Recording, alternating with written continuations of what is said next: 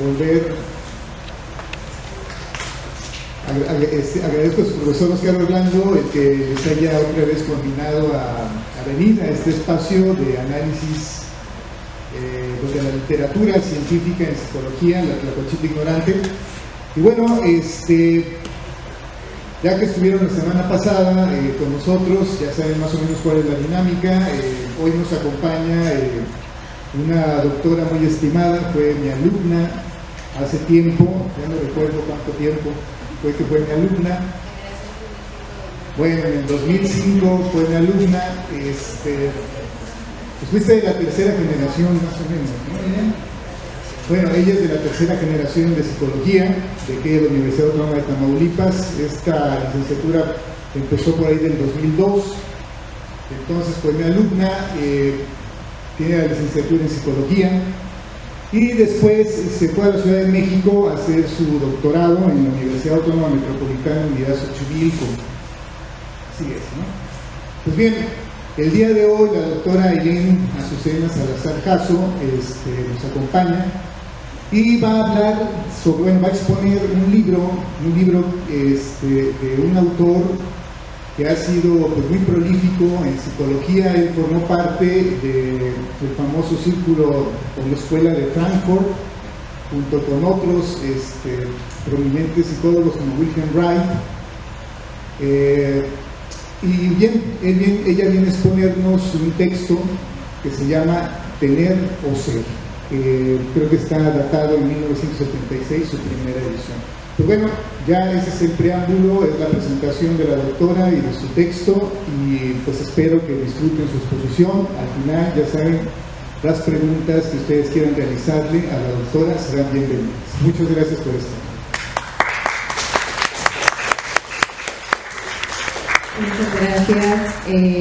También reitero el agradecimiento a nuestro Orlando que los invitó, que los conminó a que vinieran. Y gracias por la invitación también nuevamente a la Tlacuachita, este espacio que sirve para dialogar un poquito de manera muy periférica, porque sabemos que para analizar un libro pues sí se requiere de leerlo, releerlo, interpretarlo, reinterpretarlo. Entonces al menos la intención es que conozcan un poco sobre esta obra y que pues vean si les interesa, si se identifican con este texto, pues vayan y lo adquieran. Este libro yo lo compré aquí en la librería de Educal, del Fondo de Cultura Económica, la que está aquí afuera. ¿Sí saben que hay una librería del Fondo de Cultura? Está aquí afuera de la UAD, en la Avenida Universidad, y lo compré en una promoción, me costó alrededor de 200 pesos por la promoción que tenía. Entonces yo así es como compro libros, luego hay libros que están muy caros, se me hace algo absurdo.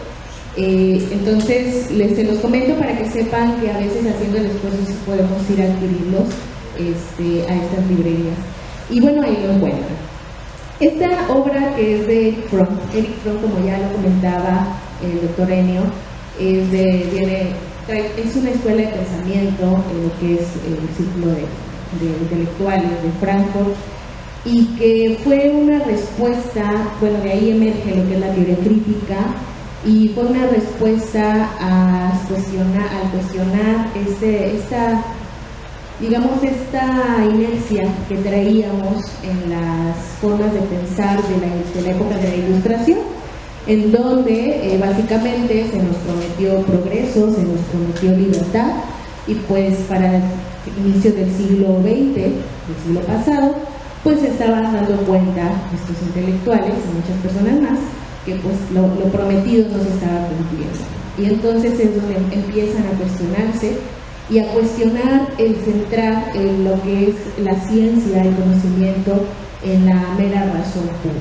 Entonces ellos lo que empiezan a intentar pues aportar es que el conocimiento no emerge solo derivado de ahí de unas estructuras cognitivas racionales, sino que también está lo que ellos llaman la razón humana, en donde ya intervienen pues otro tipo de manifestaciones emocionales, cognitivas, y es básicamente a grandes rasgos es un poco el centro de esta escuela de pensamiento, y surgen muchos autores, entre ellos Erich Fromm. Otras de las obras que por ahí les escribía: El dogma de Cristo, El miedo a la libertad, El arte de amar, son obras que pues iban de la mano con esto que hoy vamos a hablar. La obra, su primera edición fue en 1956, pero esta ya fue la segunda edición, que fue en 1976. De hecho, en 1956, que es la primera edición, pues todavía no ocurría esta ola de movimientos sociales del año 68, y cuando ya es la segunda edición, Fromm ya habla un poquito más de los jóvenes en esta época de los movimientos del 68 a nivel mundial, y entonces alimenta más esta segunda edición con estas nuevas reflexiones. Bien.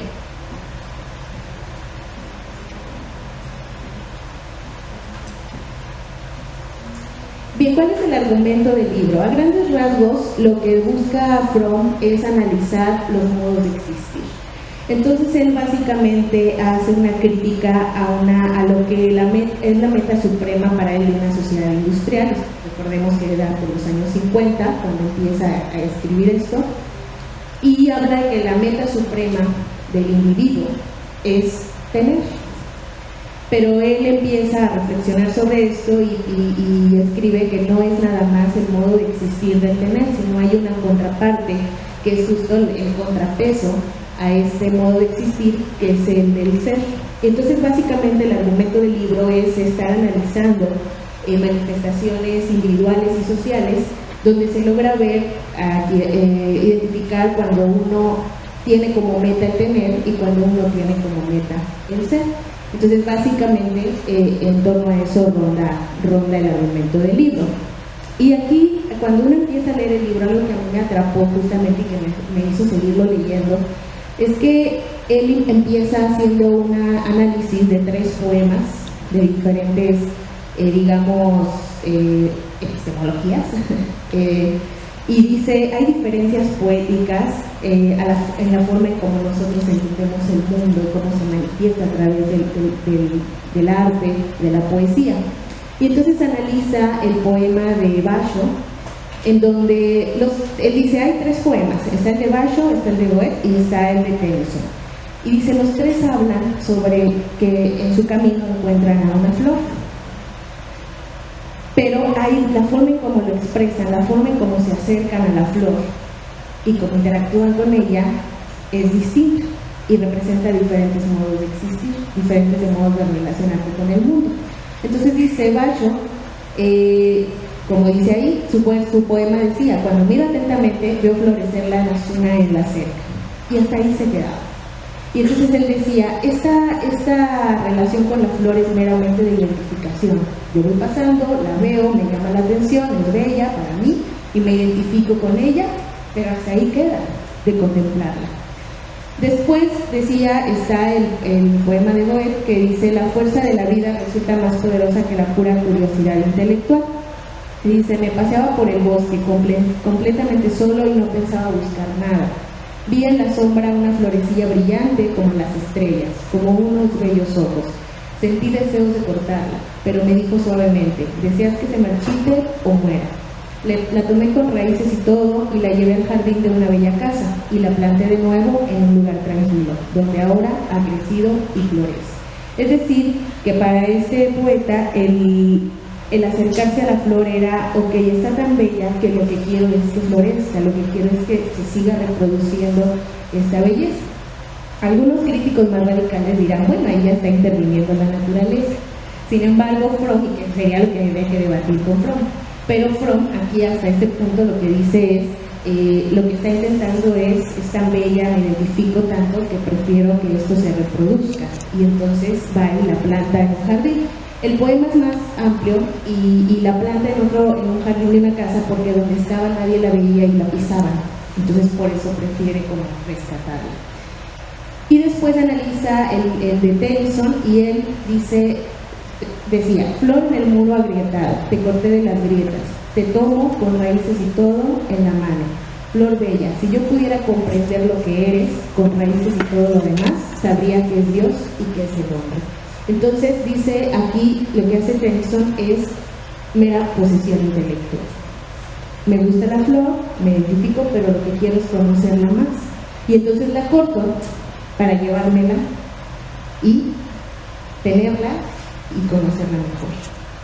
Entonces, ahí lo que estaba diciendo Fromm es, a través de estas tres diferentes manifestaciones poéticas, pues se puede observar la forma en cómo tú te vas relacionando con el mundo, y eso nosotros lo podríamos analizar en nuestra vida cotidiana.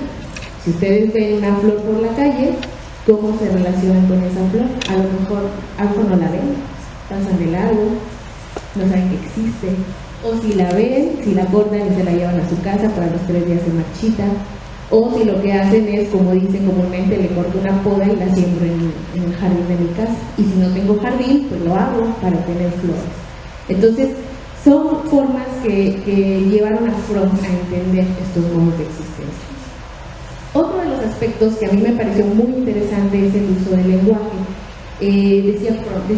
Describía Fromm, designamos posesiones de las actividades. Tengo un trabajo, tengo una preocupación, tengo un sueño. Cuando lo que realmente estaríamos designando serán actividades. Trabajo en, estoy preocupado, no puedo dormir. Entonces dice, esto, aunque él no lo plantea así, yo lo interpreté como que ya incluso se metía con un análisis semiótico de cómo nos relacionamos con el mundo. Es decir, tengo un trabajo, te cambia completamente el esquema de pensamiento a decir trabajo en.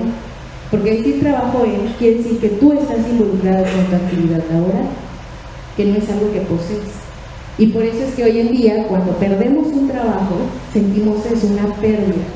En lugar de decir, bueno, puedo ser alguien en otro tipo de trabajo, puedo ser en otra actividad laboral. Se adentra en el análisis del lenguaje común, y él lo que dice es, al decir tengo actividades, se elimina la experiencia subjetiva. El yo de la experiencia se ve reemplazado por la posesión. Y él lo lleva no nada más a cuestiones de actividades, sino incluso a cuestiones de nuestro cuerpo, de nuestra salud. Tengo una gripa, tengo una mano. Y entonces dice, si cambiáramos esta forma de designar las cosas, pues tendríamos que vernos más como parte de esos procesos, en este caso biológicos del cuerpo, o procesos sociales, en el caso de las actividades. Entonces la palabra tener se desarrolla a partir de la construcción de la propiedad privada, y él dice, hay idiomas donde la palabra tener no tiene una traducción, donde no existe. Y pone el ejemplo, en hebreo, tengo se expresa en la forma es para mí. Y eso también es importante porque siempre les pongo a los alumnos cuando les doy clase, les digo, hay un libro de Lizama Quijano, que es de Yucatán, y él dice, en las escuelas hablamos siempre de inteligencia, de desempeño, de rendimiento académico. Bueno, los mayas no tienen una traducción para eso.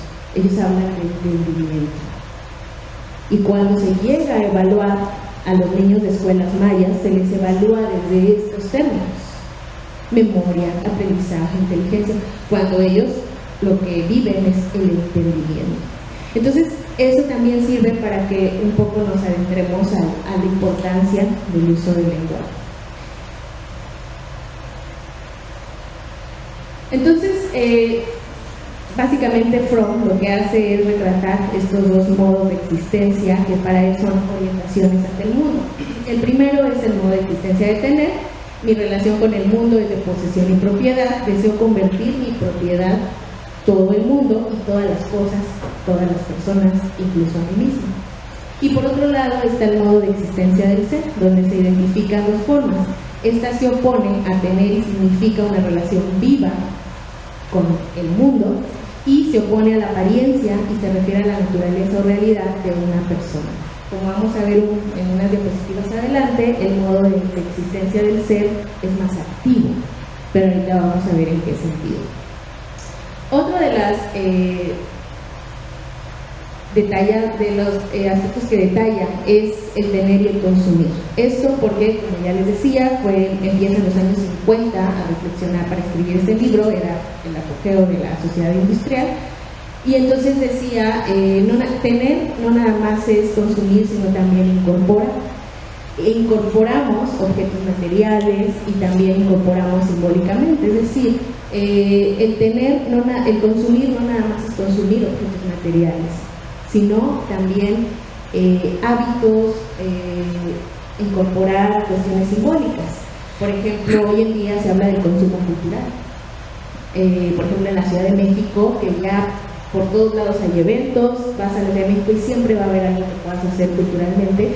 Y hay quien está hablando de ese consumismo cultural, de decir, ya no te quieres perder ninguna obra de teatro, ya no te quieres perder ninguna exposición museográfica, y entonces dicen qué tanto es por una vocación realmente cultural y qué tanto es esa necesidad de no perderte de nada. Entonces, Fromm aquí también habla de esto, de cómo incorporar simbólicamente es parte de este modo de existir del tener. Y dice, el tener alivia angustias, aunque más adelante habla de esta contradicción, porque dice consumimos porque queremos aliviar angustias que al final no nos alivia nada. Y entonces dice alivia angustias porque lo que tenemos no se nos puede quitar. Y entonces habla incluso de ese espíritu del propietario, en donde hay incluso padres y madres que tienen hijos porque lo que quieren es tener y saben que un hijo nadie se los puede quitar.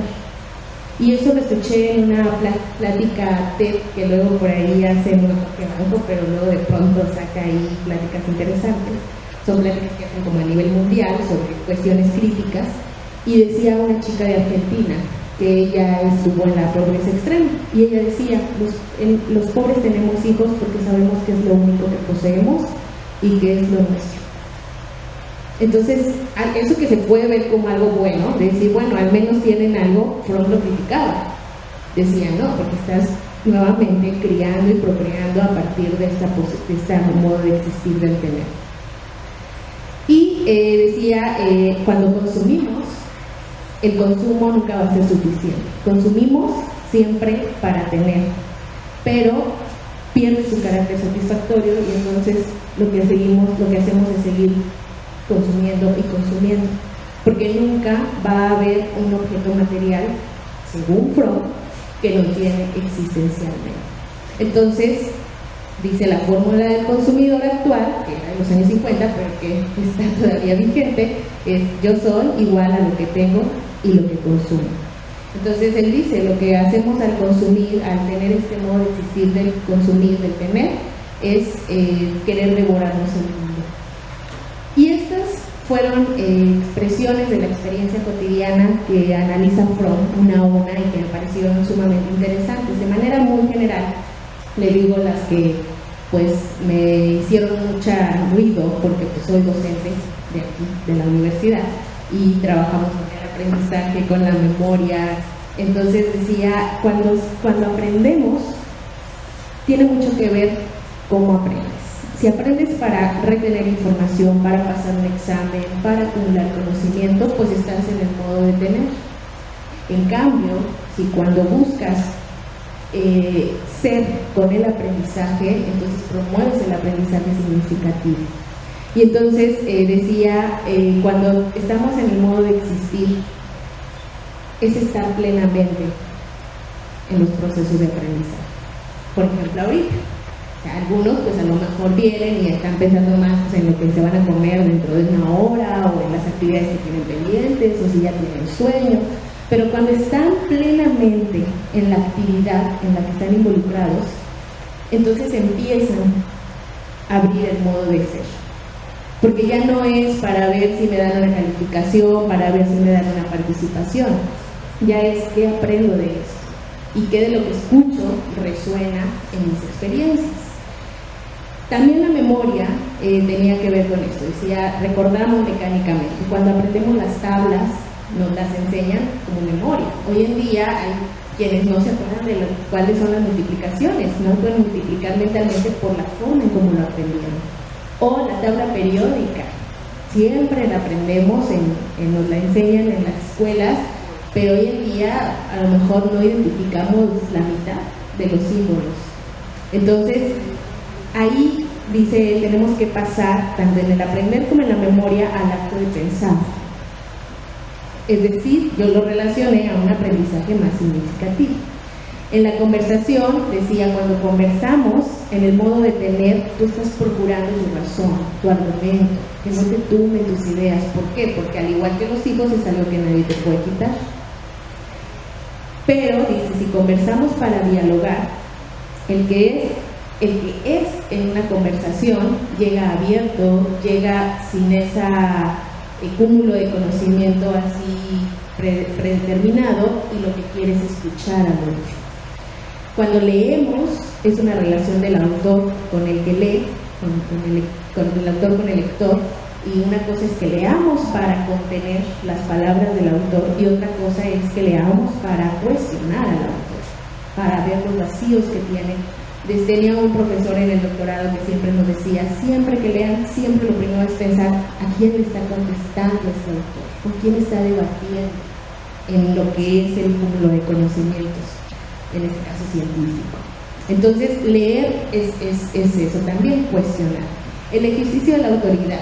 Muchas veces se tomó venimos con una inercia de ver la autoridad como posesión, posee puestos laborales, posee títulos, posee credencialismos, y sin embargo la autoridad tiene que ver más con la influencia, alguien que no necesita ordenar para que quienes lo siguen, o en el caso en palabras de autoridad, los subordinados, pues realmente se identifiquen con lo que se tiene que hacer. Tener conocimiento, ahí hablaba entre tener conocimiento y conocer. Tener conocimiento es acumular, conocer es entrar en un proceso activo de aprendizaje. En el caso de la fe, aquí fue muy interesante porque, bueno, él tiene la obra del Dogma de Cristo, que es donde lo profundiza más, pero él decía, cuando tenemos fe, lo que hacemos es depositar en una figura, en un personaje, la esperanza. Y entonces nosotros no accionamos, porque estamos dejándole, estamos descansando de esa carga pesada de tener que tomar decisiones y de tomar acciones. Y hoy en día que sucede lo de la crisis hídrica, a mí me llama mucho la atención que hay personas que dicen es que hay que rezar para que haya agua. Y yo digo, sí, reza, pero también planta árboles, también ve una manera de cómo obtener más agua, conserva el agua, cuídala. Entonces él lo que decía es, cuando tienes fe, sucede eso. Cuando estás en la fe, y no tiene que ser precisamente creer en una deidad, sino que dice, cuando estás en la fe es estar en la esperanza y en creer que hay posibilidades de cambiar algo. Y entonces estar en la fe, dice, no es una creencia, es una actitud. Y eso es muy interesante porque justamente es, con todos los problemas que estamos viviendo hoy en día, es decir, bueno, ¿cuál es tu actitud ante este problema? Y por último, el amor, que dice, ¿es posible tener amor? Y también ahí tiene el otro libro que es El arte de amar, donde profundiza más en esto, y dice, bueno, pues el amor no es una cosa, no es algo que podamos identificar, que podamos señalar. Y dice, el amor es un proceso, es estar fluyendo, es estar compartiendo, es estar escuchando, es estar respondiendo, es construir. Y entonces por eso es que dice, en el amor solo se existe, el amor no se puede tener. Entonces, de manera general, el modo de tener, ¿cuáles son sus pilares? La propiedad privada, el lucro, el poder. Y él decía el carácter social industrial, que es adquirir propiedades, conservarlas, aumentarlas, obtener ganancias. Los propietarios son admirados y envidiados por seres superiores. Y algo aquí que me pareció muy interesante es que él dice, no se trata de decir entonces no tengo nada, porque dice, yo tengo que tener comida para sobrevivir. Pero lo que está diciendo es, el tener existencial no tiene conflicto con el modo de ser. Lo que tiene conflicto con el modo en ese sentido de que tu modo de existencia se base en el tener. Pero dice, claro que hay un tener existencial como, por ejemplo, el agua y el alimento, que es vital para que vivamos. Entonces también ahí hace un análisis profundo sobre el tener caracterológico y el tener existencial. Y algo también que me sonó mucho es que estamos muy inmersos en este lenguaje de la propiedad privada, donde se nos ha hecho creer que es una categoría universal y natural, pero él dice es la excepción y no la regla, sobre todo en sociedades no occidentales. Hay otras categorías de propiedad, como la propiedad creada por sí mismo, la propiedad limitada, la propiedad funcional, la propiedad común, y cada una de ellas tiene diferentes pues, características y manifestaciones que no precisamente son la propiedad privada. Es decir, se nos ha vendido que la propiedad privada es lo que es tuyo y nadie te lo puede quitar y que es lo único que existe como propiedad. Entonces hoy en día, cuando justamente en los debates políticos, cuando te dicen es que te van a quitar, te van a venir a expropiar tu casa, entonces tenemos un temor a que nos quiten lo que es nuestro, pero desde esta concepción de la propiedad privada, y no nos damos cuenta que puede haber otras manifestaciones de propiedad. Y aquí era donde les hablaba del espíritu del propietario, en donde él dice, el placer más grande no es poseer cosas materiales, se busca poseer cosas materiales en el modo de tener, de existir, pero dice, el placer más grande es poseer personas. Y es cuando habla de cómo también llevamos este modo de existir a crear como esos, pues, ¿cómo llamarle? Esos corporativos en donde las personas son nuestras. Y a mí se me venía mucho a la cabeza cuando leía esto, que hoy en día se ha criticado mucho por las feministas, que las mujeres que se dedican al trabajo del hogar por una remuneración, muchas veces las familias le llaman mi muchacha. Es que es mi muchacha. Entonces dicen, no es una cosa para que sea tu posesión, es una persona que está llevando una actividad laboral contigo y no es tuya. Entonces, nuevamente, tenemos que indagar, bueno, cómo traemos, dónde se manifiesta nuestro propio espíritu del propietario. Y hablaba del individualismo, donde el yo es el objeto más importante para poseer. Yo soy el exitoso, yo soy el que gano, yo soy el que hago, yo soy el que sé. Y entonces el cuerpo, mi cuerpo es lo único que importa. Y entonces ahí nuevamente estamos alimentando esta imagen, o más bien esta necesidad, este espíritu más bien del propietario. ¿Qué sería el modo de ser? Independencia, libertad, razón crítica. El modo de ser, y aquí Freud se mete a una discusión de que el modo de ser es más difícil de explicar y de describir, porque dicen, en el modo de tener, pues es poseer cosas, objetos, personas, y lo puedes describir, puedes ver los objetos. Pero en el modo de ser, lo que está en el centro es la experiencia, y una experiencia es más difícil de describirla. Y ahí recordaba a Paul Ricoeur, un filósofo, que decía, la experiencia nunca va a ser comunicada como tal, lo que se va a comunicar es su sentido, el sentido que le damos a la experiencia. Y entonces Freud aquí habla de eso, de que la experiencia del ser es renovarse, crecer, fluir, amar, solidarizarse, compartir. Y eso es más difícil de describir cuando se trata de enseñarlo, o no de enseñarlo, sino de compartirlo y de promoverlo. Y hacía una comparativa aquí de que decía, al decir que el modo de existir del ser es activo, no quiere decir es estar ocupado. Estar ocupado es estar haciendo algo. Pero ser activo es que tú seas con la actividad.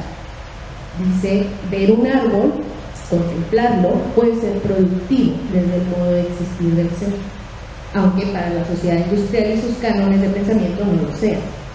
Ver una obra de teatro, ver una pintura, es productivo para el modo de existir del ser.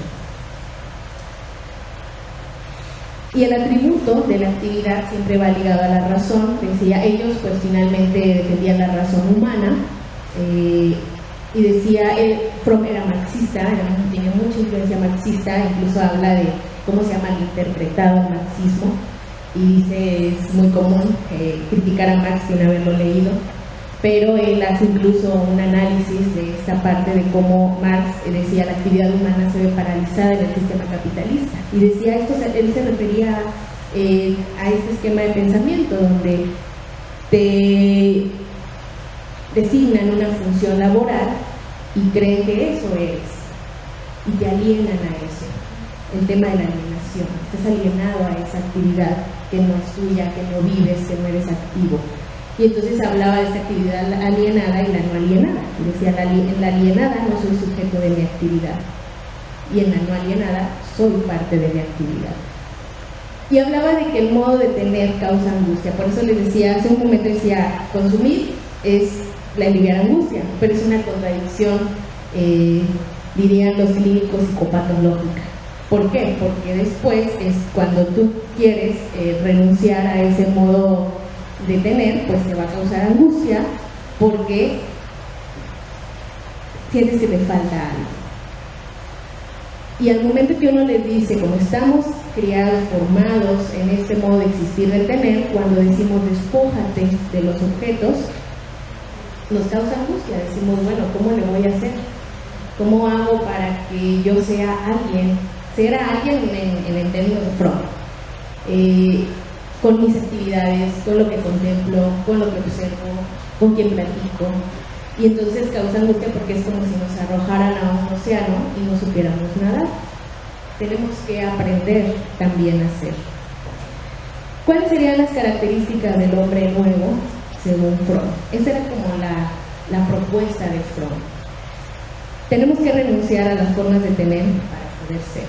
Tenemos que sentir seguridad, construir identidad y confianza. Tenemos que reconocer nuestra necesidad de relacionarnos, de amar, de solidarizarnos, estar en el presente donde uno se encuentra, y eso me parece un aspecto fundamental. Sentir alegría al dar, al compartir, amar y respetar la vida en todas sus manifestaciones, desarrollar la capacidad de amar y de pensamiento crítico, desarrollar imaginación para anticipar posibilidades. Yo creo que ahora con la crisis hídrica es lo que más necesitamos, imaginación, para ver cómo podemos generar un entorno más hídrico. Ser sin la ambición de alcanzar la meta de ser perfectos. Para Fromm, ese es un canon de la sociedad industrial y de la ilustración, donde nos piden ser perfectos. Ser feliz en el proceso de vivir cada día más. ¿Cuáles serían las características de la sociedad nueva? Resolver cómo continuar con la producción industrial sin padecer sus efectos. Y yo creo que ese es un dilema que hoy en día no vivimos con lo del agua. Decimos, es que no tenemos agua, pero pues tenemos que traerla del Támesis, si no nos queda de otra, pero esa es para la industria. O sea, ¿qué le damos importancia? Y entonces surgen las voces más equilibradas que dicen, bueno, pues demos importancia solo a la industria de necesidades básicas. Habría que debatir si una Coca-Cola es una necesidad básica, yo creo que no. Entonces, empezar a ver cómo continuamos con una producción industrial, pero sin padecer efectos. Renunciar a la economía del libre mercado. Fromm, la teoría crítica, la escuela de Frankfurt, pues ha sido, ha cuestionado esto, y también empezar a ver otro tipo de economías solidarias, economías populares, etc. Renunciar a la meta de un crecimiento ilimitado y cambiarlo por un crecimiento selectivo. Crearse condiciones de trabajo donde los estímulos no sean ganancias materiales, sino también satisfacciones psíquicas. Fomentar el progreso científico, pero impedir que se convierta en un peligro para la humanidad. Y eso también es importante. Recordemos que, Fromm en los años 50 estaba terminando en la Segunda Guerra Mundial, y habla mucho del tema de la industria del armamento. Crear condiciones para gozar de bienestar y alegría y no el afán del placer por sí mismo, y ofrecer una seguridad básica a los individuos que no dependan de la burocracia permanente. Lo que está haciendo Fromm es defender el ingreso único universal, que por el hecho de que nazcas tengas un ingreso, que no tengas que depender de un trabajo para existir. Y ya para ir cerrando, él dice hay que pasar de las utopías técnicas a las utopías humanas. Y aquí hace todo un recuento de cómo en lo que fue la época, desde finales de la época medieval, el Renacimiento, la Ilustración, pues lo que se buscaba era dominar a la naturaleza, entonces queríamos dominar la técnica. Pero dice, ahora tenemos que ver cómo llegamos a la utopía humana. Y entonces el primer paso es un consumo sano. ¿Qué consumimos? Y yo creo que aquí es donde Fromm deja esa reflexión, es decir, hagamos como un análisis de qué consumimos todos los días, desde objetos hasta cuestiones no tangibles, como medios de comunicación, por ejemplo. Y que todos los miembros deben participar activamente en las decisiones, en el funcionamiento económico y ciudadano. A lo mejor no vamos a tener un puesto para tener decisiones en el Congreso, pero sí podemos tomar decisiones en nuestro barrio, en nuestra colonia, por ejemplo. Entonces él aboga por una democracia industrial y política. ¿Cuál es la conclusión de Fromm? La mayoría del mundo occidental conoce el placer de consumir, pero un creciente número de consumidores sienten que les falta algo. Pasamos de la ciudad de Dios, en la época medieval, a la ciudad del progreso, en la sociedad moderna. Hoy hay que unir el espíritu de la época medieval con el pensamiento crítico de la sociedad moderna para llegar a las ciudades del ser. Entonces, básicamente es eso. Muchas gracias.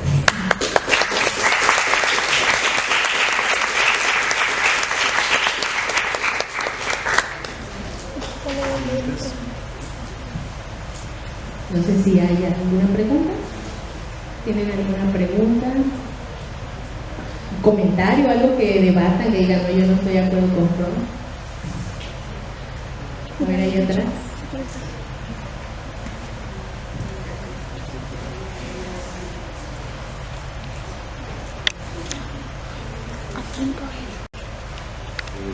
Yo no entendía muy bien a qué clase de utopía se refería con eso. La utopía, bueno, si queremos entender la utopía, yo siempre digo, recuerdo a Eduardo Galeano, que decía, ¿para qué nos sirve la utopía? Para empezar, es decir, es algo que estás persiguiendo, y eso lo liga mucho a la fe, pero no la fe como la creemos tradicionalmente, sino la fe en una esperanza de que las cosas pueden ser diferentes. Entonces él dice, la utopía de la técnica era cuando en la época del siglo XVI, XVII, XVIII se buscaba que domináramos a la naturaleza. Cuando buscábamos volar, por ejemplo, Da Vinci tenía una utopía técnica que era volar, él se murió sin ver volar un avión, pero era su utopía. Él dice, tenemos que pasar de eso, de pensar en dominar la naturaleza, a una utopía humana. ¿Cómo podemos ser con el mundo? Ya no dominamos, ya decir cómo puedo existir con el entorno que tengo sin necesidad de tener tanta inversión tecnológica, por ejemplo. Que la inversión tecnológica no sea el centro, que el centro sea su bienestar, y si tienes que hacer invenciones lo haces, pero el centro es su bienestar, no tanto esas utopías técnicas en su momento. Entonces es más que nada eso, cómo podemos ser humanos, pero como decía él, teniendo todavía industria para las funciones básicas, a lo mejor viniendo a la universidad, sabiendo que gastamos todo gasolina en nuestros transportes públicos, en nuestros coches, para poder llegar aquí, para poder hacer esto. O sea, cómo mediamos entre poder seguir existiendo con las necesidades que tenemos inicialmente, económicamente, socialmente, ambientalmente. Por eso él dice, tenemos que pasar a la utopía humana. ¿Sí me explico? Gracias.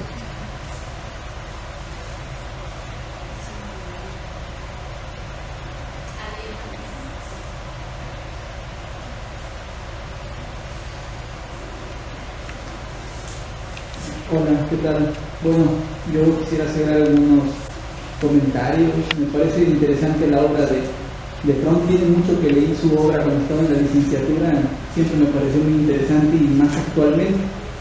Yo, plantearía dos cosas o dos preguntas. Una relacionada a la vigencia de lo que plantea. Él hizo una crítica a una sociedad de hace mucho tiempo y a una forma de capitalismo también de hace muchos años, ¿no? Yo creo que sigue teniendo vigencia hasta cierto punto, solo que sería interesante reflexionar un poquito de cómo, ¿no? Ahorita, por ejemplo, no necesitas cortar una flor y llevártela a tu casa. Ahorita la gente le toma un montón de fotos y lo comparte en Instagram, ¿no? Pero ¿qué ocurre aquí, no? ¿Cómo se dan estos modos de existencia, por ejemplo, en una sociedad hiperdigitalizada como la que transcurre actualmente? Sería interesante ponerlo en consideración, creo yo, ¿no? Por una parte, y por otra, respecto a esta cuestión de los modos de tener y ser, ¿cómo aplicar esa crítica a la misma psicología?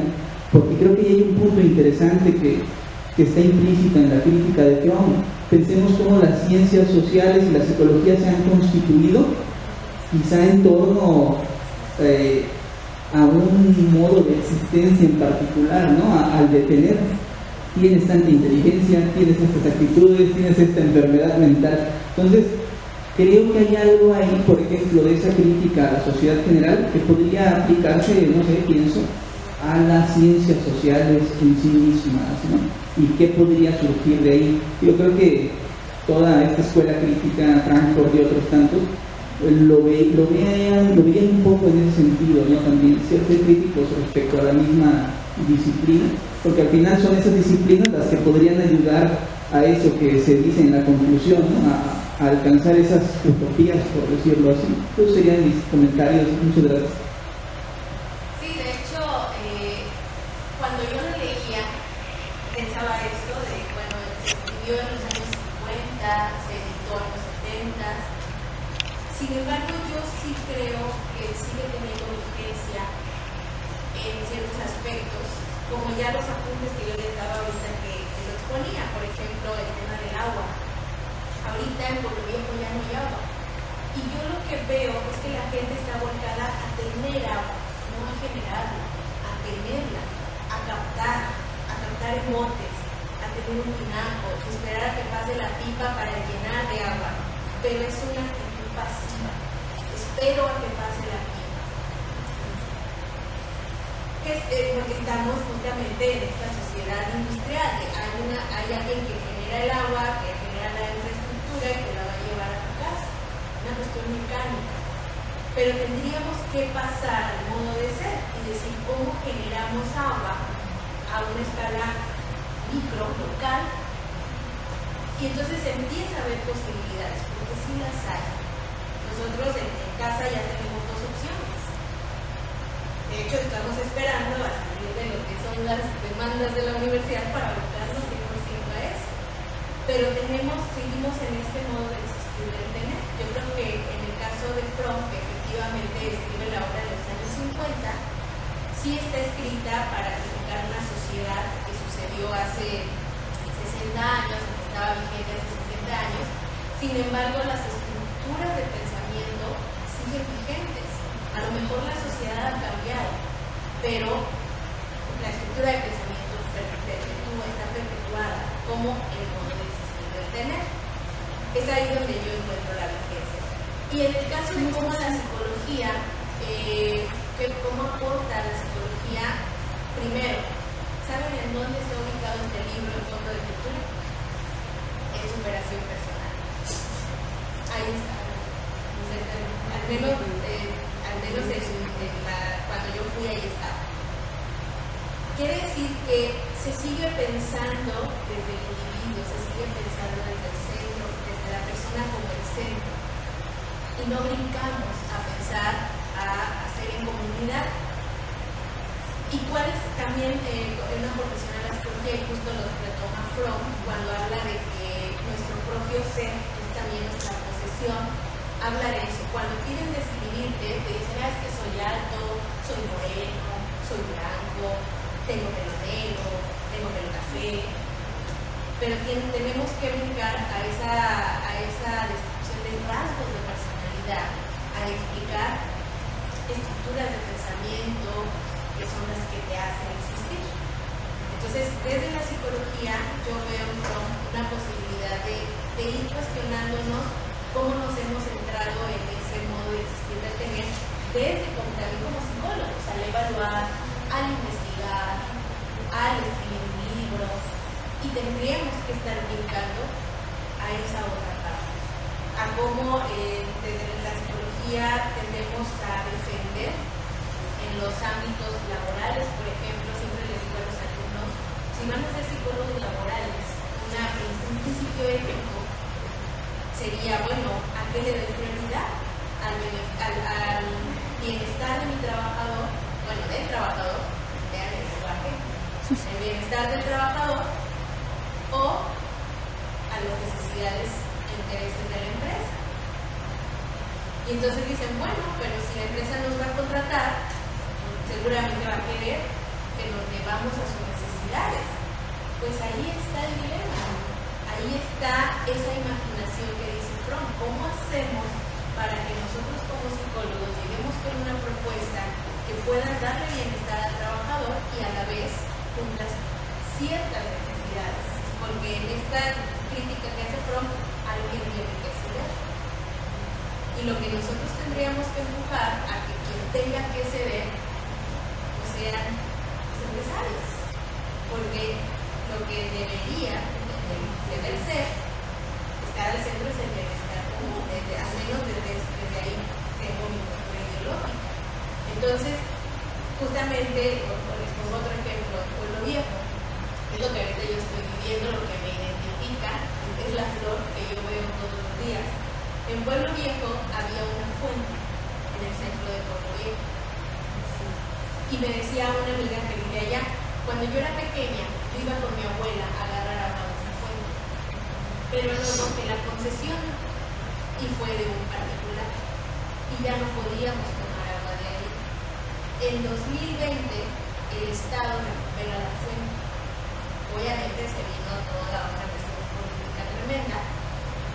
Les quita la fuente y esa fuente es la que nos dio de beber este último mes a la ciudadanía.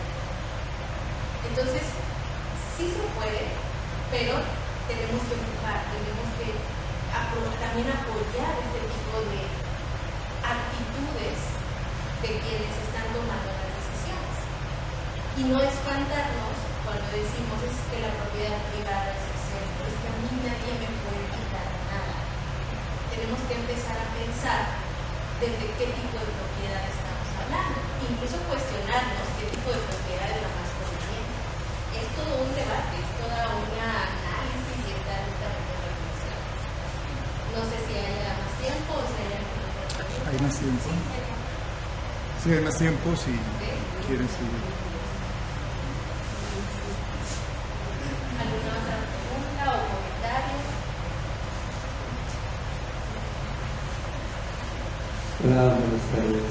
Disculpe, me sorprende la duda con las respuestas que estuvo dando, bueno, el comentario que dio el profe Eliezer.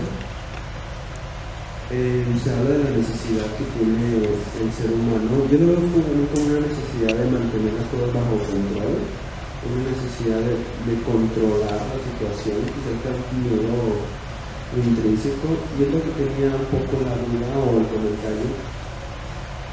Es sin duda algo cultural, social, pero no podría caber en la idea de que es algo propio del ser humano, esa necesidad de mantener las cosas bajo control, y de ahí viene el mantener las cosas y tenerlas bajo control. Sí, de hecho, algo que Fromm es interesante el libro, es que como Fromm tenía mucha influencia psicoanalítica, no se centraba, era psicólogo social, cuando lo consideran así, pero tenía mucha influencia psicoanalítica, entonces eso le permitía estar como yendo y viniendo entre el individuo y la sociedad. Y justamente él también habla de esta necesidad individual intrínseca del control de la posesión, pero como buen discípulo de la escuela de Frankfurt, pues él dice esa necesidad intrínseca no nace sola, no es mágica, no naces con ella, no es nada, es constituida por las condiciones sociales, por eso era marxista, por eso identificaba con Marx, porque decía las condiciones sociales son las que van constituyendo justamente tus necesidades intrínsecas. Y él incluso hablaba de que cuando se trataba de esa participación de las comunidades en la toma de decisiones, decía dejemos de lado las encuestas, porque la encuesta va y te dice crees tal cosa y ellos te van a decir lo que creen, pero esa creencia tendríamos que ir a fondo y decir qué constituye esa creencia, y pues daríamos cuenta que esa creencia está constituida constituida por las condiciones sociales en donde la gente se está desenvolviendo. Entonces tenemos que tener herramientas o más bien mecanismos de diálogo en donde las personas tengan como esas expresiones más a fondo, donde ellos mismos puedan caer en cuenta desde dónde viene su creencia, de dónde viene influida, y que den cuenta de sus condiciones sociales que les están generando esas creencias. Entonces Fromm en esa parte sí toma en cuenta el intrínseco, pero finalmente por estructura epistemológica viene dada de las condiciones sociales. Y aquí pues sí es justamente meternos a un debate filosófico. De hecho el debate Hobbes-Rousseau dice por naturaleza somos personas salvajes, somos seres salvajes, y Rousseau dice no, por naturaleza somos seres buenos y la sociedad nos hace salvajes.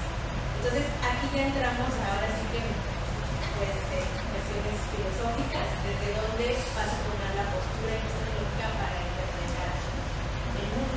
Yo por ejemplo iría, mi postura intelectual e ideológica se va más hacia el pensamiento de Rousseau, pero está la otra parte también, tendríamos que debatir. Ok, claro, ahí desde este punto de vista marxista nos estaríamos bajando las necesidades intrínsecas a una constructo social. ¿Aunque? Constructo social. Sí, de hecho tus posturas son de somos un constructo social, o sea, justamente esa es lo que se caracteriza a esas escuelas de pensamiento, que reconocen la parte individual, la parte intrínseca como procesos cognitivos, emocionales, pero nunca van a dejar de lado que nos condiciona la sociedad. Eso es justamente lo que sostiene a todas estas escuelas. Gracias.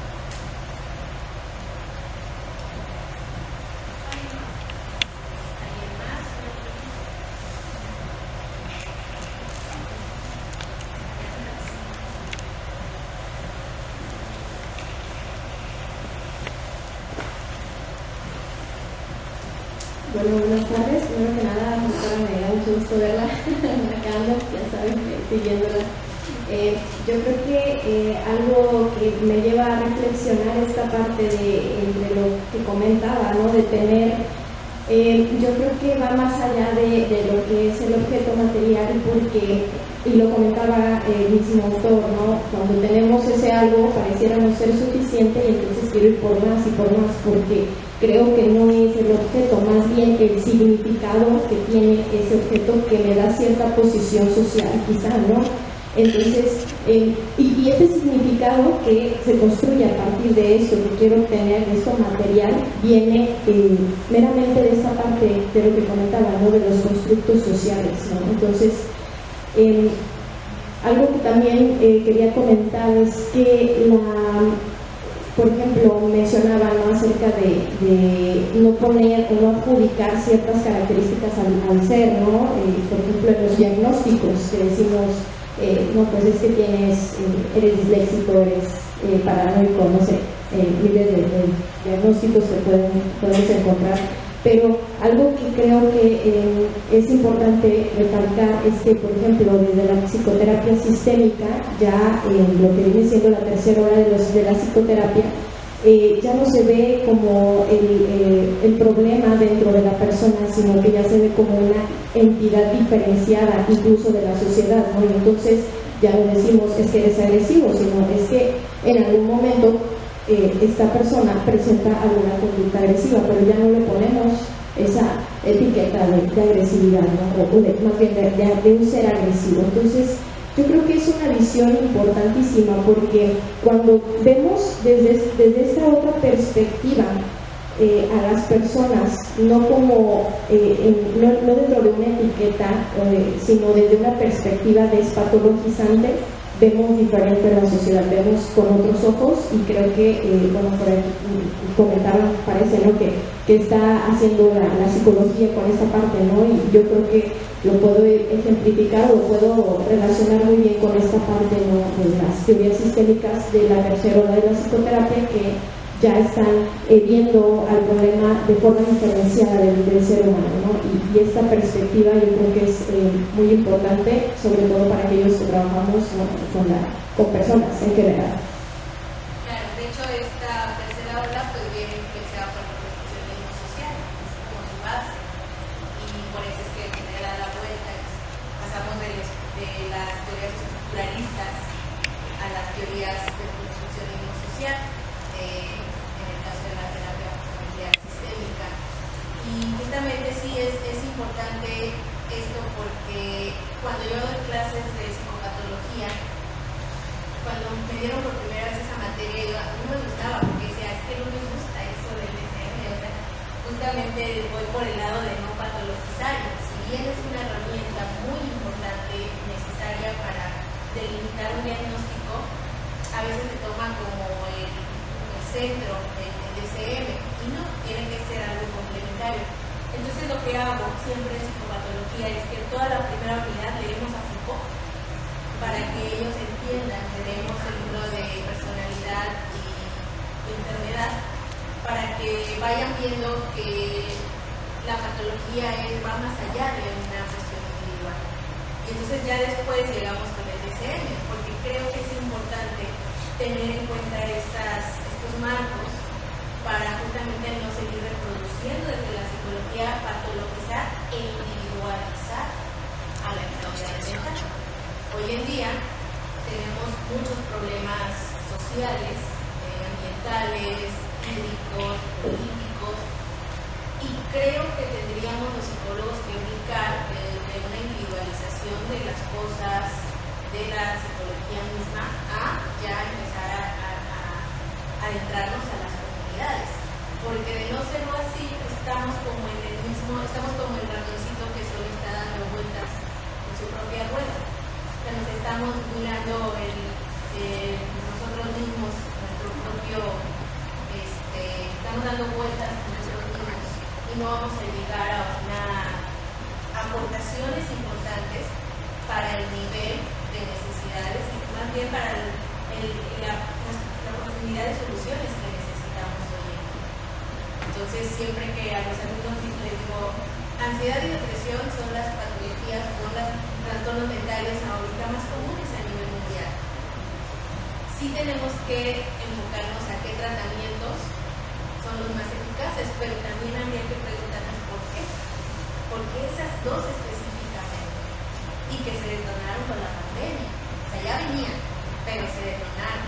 Entonces yo creo que todos estos autores de los que se hablan aquí en la Tlacuachita nos sirven justo para eso, para ir profundizando en esas reflexiones. Y algo que a mí me deja mucho Fromm, y que se los dejo a ustedes como estudiantes, es que retomen esa recomendación de Fromm de estar plenamente en donde están, cuando están en sus clases, cuando están en esos eventos.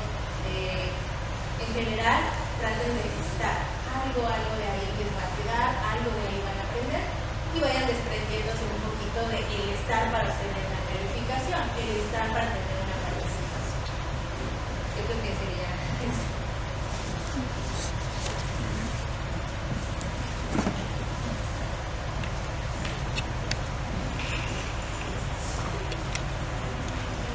Gracias, doctora.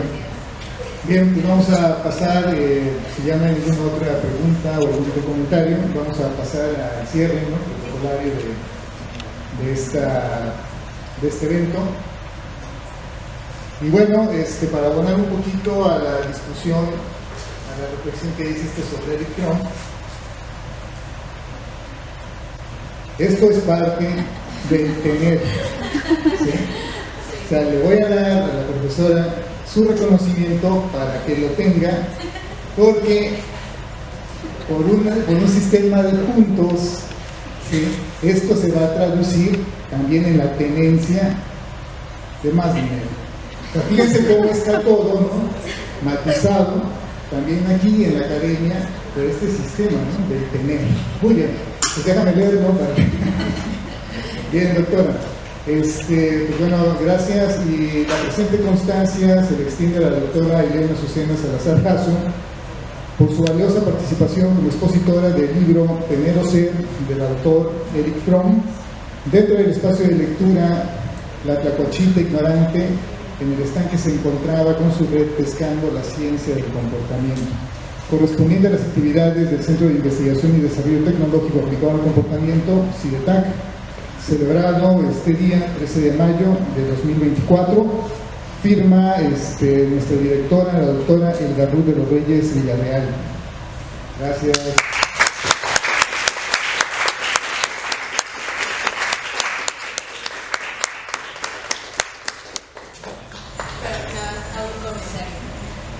Esto, aunque es el modo de existir del tener, me genera más satisfacción que cuando me dan una donde realmente no estás, donde realmente no hay reflexión, donde realmente vas por mera protocolo. Entonces ahí la diferencia. Bueno, pues gracias. Ya saben, jóvenes, todas estas conferencias y las que se dan también por internet se encuentran publicadas